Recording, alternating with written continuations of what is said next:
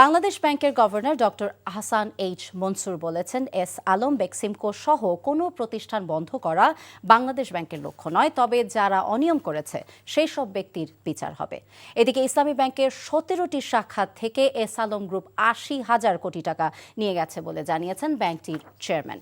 সকালে বাংলাদেশ ব্যাংকে ব্রিফিংয়ে এসব কথা বলেন তারা। আরাফাত ইসলামের রিপোর্ট।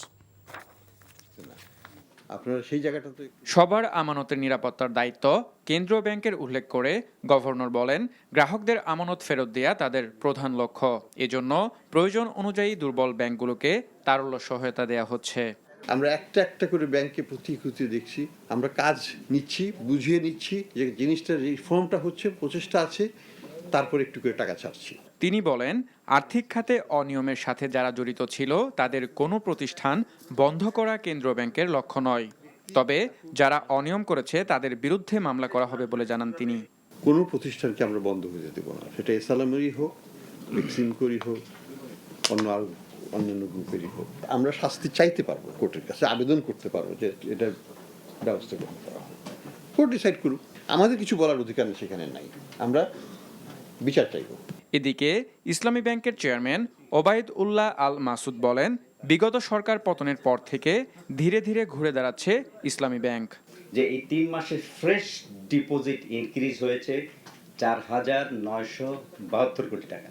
আমাদের এই যে 10,000 কোটি ফরেন রেমিটেন্স এই 3 মাসে, এর মধ্যে আমরা যে অন্য ব্যাংকেও কিন্তু হেল্প করি। আমরা নিজেদের এলসি পেমেন্ট দিই 5,000 কোটি, বাকি 5,000 কোটি সেন্ট্রাল ব্যাংকের নির্দেশে অন্যান্য ব্যাংক যাদের ডলার রিকোয়ারমেন্ট রেফিল করে। ইসলামী ব্যাংকের চেয়ারম্যান আরও বলেন, ইসলামী ব্যাংকের 17টি শাখা থেকে 80,000 কোটি টাকা নিয়ে গেছে এস আলম গ্রুপ। জানেন এজেন্টের। আরাফাত ইসলাম, এনটিভি নিউজ, ঢাকা। টাকা চুরির জন্য যদি আমার গলায় জুতার মালা পরাইতে হয়, তাহলে আমার শালীর সাথে প্রতারণা করার জন্য তোর ফাঁসি হবে। দুলা ভাই, আপনার তো ঘর জামাই বইলা একটা পরিচয় আছে, আমার তো তাও নাই।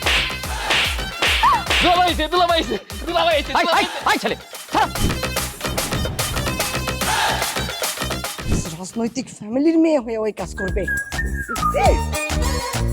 যারে পাবো আরে পিটাবো, রক্তের নেশায় ধরছে, রক্তের নেশায়, কাঁচা রক্তের নেশায় ধরছে।